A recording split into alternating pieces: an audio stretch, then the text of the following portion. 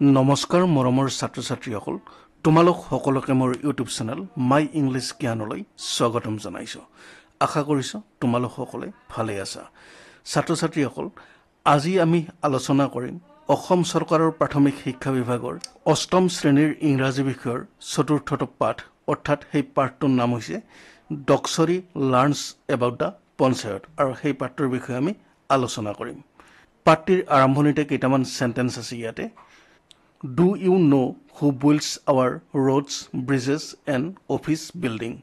অৰ্থাৎ তোমালোকে জানানে আমাৰ ৰাস্তাঘাটবোৰ দলংবোৰ আৰু বিভিন্ন ধৰণৰ চৰকাৰী কাৰ্যালয়বোৰ কোনে নিৰ্মাণ কৰে From where does the money to build all this come? আৰু এই সকলোবোৰ নিৰ্মাণ কৰাৰ বাবে টকা পইচাবোৰ ক'ৰ পৰা আহে In groups discuss how government money is spent for public welfare. জনসাধাৰণৰ উন্নয়নৰ বাবে চৰকাৰে কেনেধৰণে টকা পইচাবোৰ খৰচ কৰে এই বিষয়ে তোমালোকে গ্ৰুপত আলোচনা কৰা What will you do to help people who are old, unwell or homeless? বৃদ্ধ ৰোগীয়া বা গৃহহীন লোকক তোমালোকে কি ধৰণৰ সহায় কৰা এই বিষয়ে তোমালোকে আলোচনা কৰা In this class, you will read about the Panchayats spend money for the people. এই পাঠটোত তোমালোকে পঞ্চায়তে জনসাধাৰণৰ কল্যাণৰ বাবে কেনেধৰণে টকা পইচাবোৰ খৰচ কৰে এই বিষয়ে তোমালোকে এই পাঠটোত পঢ়িব পাৰিবা তেনেহলে ছাত্ৰ ছাত্ৰীসকল আমি আমাৰ মূল পাঠলৈ আগবাঢ়ি যাওঁ Doksori is a student of class 8 of Disangmukh Janojati High School. Her babu, অর্থাৎ father, Konke Mili, takes her to the school on his bicycle. She loves the bicycle ride for she gets to know new things every day. Doksori means a necklace of beads the missing usually wear in a festival time. Doksori Disangmukh Janojatiya Uccho Madhyamik Bidyalয়ৰ অষ্টম শ্ৰেণীৰ ছাত্ৰী তাইৰ দেউতাক কংকি মিলিয়ে তাইক চাইকেলেৰে বিদ্যালয়লৈ লৈ যায় তাই চাইকেলত উঠিবলৈ ভাল পায় কিয়নো তাই প্ৰতিদিনে নতুন নতুন কথা জানিব পাৰে ডক্সৰীৰ অৰ্থ হৈছে মিচিং জনজাতিৰ লোকসকলে উৎসৱৰ সময়ত গলত পিন্ধা এক প্ৰকাৰৰ মণিৰ মালা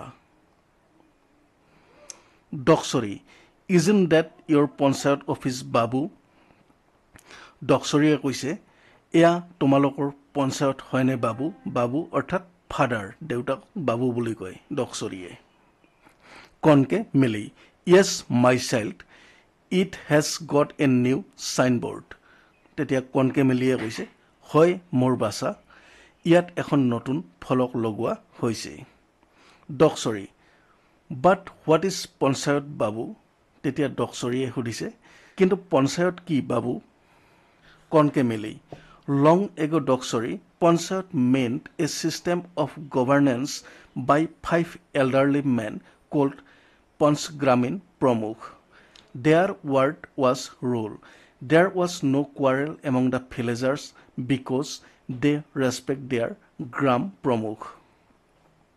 তেতিয়া কনকে মিলিয়ে কি কৈছে ডক্সৰী পঞ্চায়ত হৈছে পুৰণি কালত গাঁওবোৰত 5 জন মুৰব্বী লোকে মিলি শাসন পৰিচালনা কৰা এক ব্যৱস্থা যাক পঞ্চগ্ৰামীণ প্ৰমুখ বুলি কোৱা হৈছিল তেওঁলোকৰ কথাই নিয়ম আছিল গাঁওবাসীসকলৰ কোনো ধৰণৰ কাজিয়া পেচাল নাছিল কাৰণ তেওঁলোকে গ্ৰাম প্ৰমুখক সন্মান কৰিছিল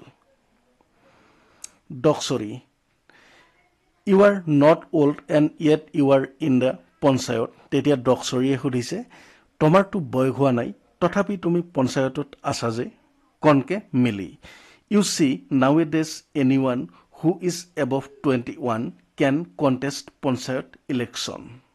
A Panchayat is the body that is responsible for the development of villages. The Panchayat is a very important institution for social sense, you know. The Constitution of India grants power to the Panchayat to raise taxes, plan development schemes and work for local development. তেতিয়া কনকে মিলিয়ে কৈছে চোৱা আজিকালি 21 বছৰৰ ঊৰ্ধ্বৰ যিকোনো ব্যক্তিয়ে পঞ্চায়ত নিৰ্বাচনত প্ৰতিদ্বন্দ্বিতা কৰিব পাৰে পঞ্চায়ত হৈছে এনেকুৱা এটা প্ৰতিষ্ঠান যিয়ে গাঁওবোৰৰ উন্নয়নৰ বাবে দায়বদ্ধ। জানানে, পঞ্চায়ত হৈছে সামাজিক পৰিৱৰ্তনৰ এটা গুৰুত্বপূৰ্ণ প্ৰতিষ্ঠান। খাজনা বৃদ্ধি, উন্নয়নমূলক আঁচনিৰ পৰিকল্পনা আৰু স্থানীয় উন্নয়নৰ বাবে কাম কৰাৰ বাবে ভাৰতীয় সংবিধানে পঞ্চায়তক ক্ষমতা প্ৰদান কৰিছে। ডক্সৰী, what kind of work do you do বাবু? তেতিয়া ডক্সৰীয়ে প্ৰশ্ন কৰিছে, তুমি কেনেধৰণৰ কাম কৰা বাবু? Kankemili, we build and repair rural roads, bridges, houses for the poor and so' on.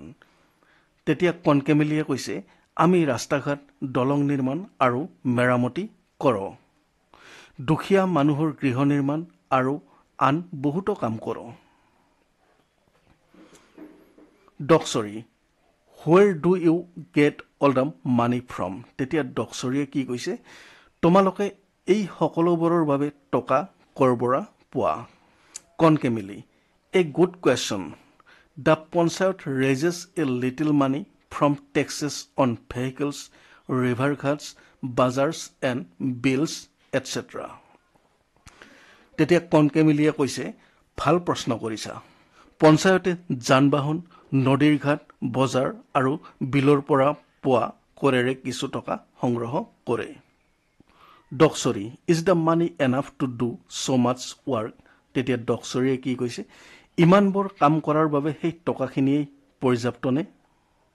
কনকেমিলি, we get an annual grant from the panchayat and Rural Development Department of the government. The local MLA or ministers can also contribute substantially if they wish. তেতিয়া কনকেমিলিয়ে কৈছে, আমি পঞ্চায়ত আৰু চৰকাৰৰ গ্ৰামীণ বিকাশ বিভাগৰ পৰা বাৰ্ষিক অনুদান লাভ কৰোঁ। স্থানীয় বিধায়ক বা মন্ত্ৰীয়ে ইচ্ছা কৰিলে যথেষ্ট পৰিমাণে অৰিহণা আগবঢ়াব পাৰে। Doksori, why don't you build a house for poor Dhaniram বাবু? তেতিয়া ডক্সৰীয়ে কি কৈছে, দেউতা, তোমালোকে দুখীয়া ধনীৰামক এটা ঘৰ সাজি নিদিয়া কিয়? Kankemili, Dhaniram, the man with no legs, we did build a house for him last year, but he left it after his mother died. Differently able people like him need help with their daily chores, you know. কনকেমিলিয়ে কৈছে, ধনীৰাম, সেই ভৰি নথকা মানুহগৰাকী, আমি যোৱা বছৰ তেওঁক এটা ঘৰ সাজি দিছিলোঁ, কিন্তু মাকৰ মৃত্যুৰ পিছত তেওঁ ঘৰটো এৰি দিছে। তুমি জানানে, তেওঁৰ নিচিনা বিশেষভাৱে সক্ষম ব্যক্তিক দৈনন্দিন কাম কাজত সহায়ৰ দৰকাৰ। Doksori, babu, please do something for the poor man. He spends the bitter cold December nights on the open verandah of our school building. তেতিয়া ডক্সৰীয়ে কৈছে, দেউতা, অনুগ্ৰহ কৰি সেই দুখীয়া মানুহজনৰ বাবে কিবা এটা কৰা। সি ডিচেম্বৰ মাহৰ ঠেটুৱৈ লগা জাৰত আমাৰ বিদ্যালয় গৃহৰ বাৰাণ্ডাত ৰাতি কটায়। Kankemili, don't worry, we are building a home for people with special needs like him so' that they can live with dignity. Young people like you should do volunteer work there when you can. You will see how they learn to do their own chores and also paint, read, play games and enjoy other hobbies. You will see how such people can lead normal, happy lives and learn to be independent. তেতিয়া কনকেমিলিয়ে কৈছে, চিন্তা নকৰিবা, আমি তেওঁৰ নিচিনা বিশেষভাৱে সক্ষম ব্যক্তিসকলৰ বাবে গৃহ নিৰ্মাণ কৰি আছোঁ, যাতে তেওঁলোকে মৰ্যাদা সহকাৰে বাস কৰিব পাৰে। তোমালোকৰ নিচিনা ডেকা বয়সৰ ল'ৰা ছোৱালীসকলে যেতিয়াই সময় পোৱা তেতিয়াই স্বেচ্ছাই তেওঁলোকক সহায় কৰিব পাৰা। তোমালোকে দেখিবা যে কেনেকৈ তেওঁলোকে নিজৰ কাম কৰিবলৈ শিকিছে আৰু ছবি অঁকা, পঢ়া শুনা, খেল ধেমালি আদিৰ যোগেদি আনন্দ উপভোগ কৰিবলৈ শিকিছে। Doksori, thank you babu, I will help you in the panchayat's work. তেতিয়া ডক্সৰীয়ে কি কৈছে, ধন্যবাদ দেউতা, মই তোমাক পঞ্চায়তৰ কামত সহায় কৰিম। ছাত্ৰ ছাত্ৰীসকল, এইবাৰ আমি এই পাঠৰ কিছুমান এক্টিভিটিছৰ বিষয়ে আলোচনা কৰিম 1 নং এক্টিভিটিটোত আছে Here are some words from the text and their meanings. Test your understanding by matching the words on the left with their meanings on the right.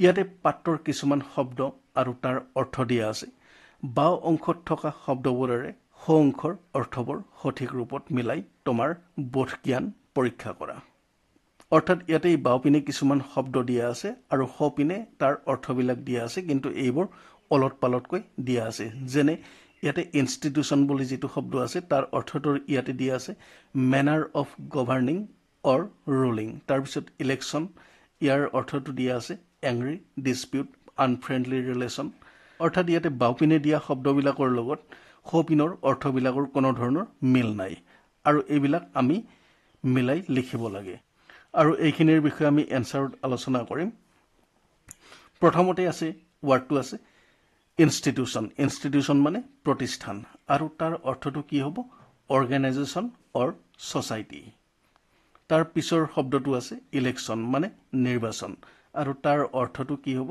Da exercise through which we vote for new leaders অৰ্থাৎ ভোটৰ জৰিয়তে নতুন নেতা বাছনি কৰাৰ যি প্ৰক্ৰিয়া হেয়া হৈছে নিৰ্বাচন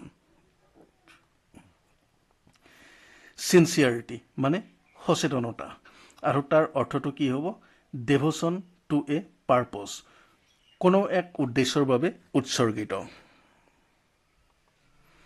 তাৰ পিছত আছে ডিফাৰেন্টলি এবল মানে বিশেষভাৱে সক্ষম আৰু তাৰ অৰ্থটো কি হ'ব having a physical or mental condition that makes it difficult for a person to do all the works that other people do অৰ্থাৎ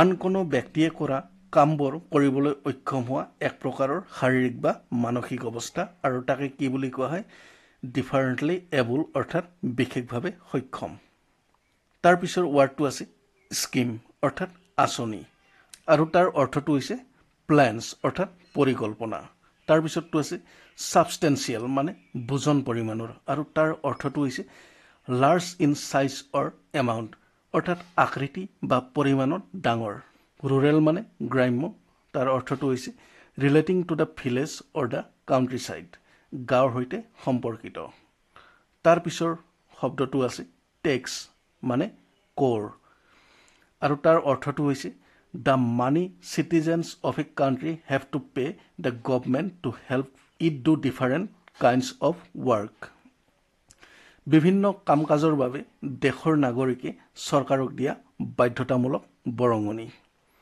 তাৰ পিছৰটো আছে কোৱাৰেল মানে কাজিয়া আৰু তাৰ অৰ্থ হৈছে এংগ্ৰি ডিসপিউট বা আনফ্ৰেন্ডলি ৰিলেশন উইথ সামওয়ান বিবাদ বা কাৰোবাৰ সৈতে শত্ৰুতাপূৰ্ণ সম্পৰ্ক তাৰ পিছৰ শব্দটো আছে গভৰ্নেন্স অৰ্থাৎ শাসন পদ্ধতি আৰু তাৰ অৰ্থটো হৈছে ম্যানাৰ অফ গভৰ্নিং অৰ ৰুলিং অৰ্থাৎ শাসন কৰাৰ ধৰণ এইবাৰ আমি 2 নং এক্টিভিটিৰ বিষয়ে আলোচনা কৰিম 2 নং এক্টিভিটিত আছে complete the following sentence with information from da text অৰ্থাৎ পাঠটোত আমাক যিমানখিনি তথ্য দিয়া আছে এই তথ্যৰ ওপৰত ভিত্তি কৰি এই সেন্টেন্স বিলাকৰ এই খালি ঠাইবোৰ আমি সম্পূৰ্ণ কৰিব লাগে ইয়াতে এনং সেন্টেন্সটোত আছে ডক্সৰি ষ্টাডিজ ইন এতিয়া ডক্সৰি কোন শ্ৰেণীত পঢ়িছিল এই তথ্যটো আমি ক'ত পাম ইয়াতে আমি এইটো ইয়াতে পাইছো ডক্সৰি ষ্টাডিড ইন ক্লাছ 8 অৰ্থাৎ Doksori is a student of class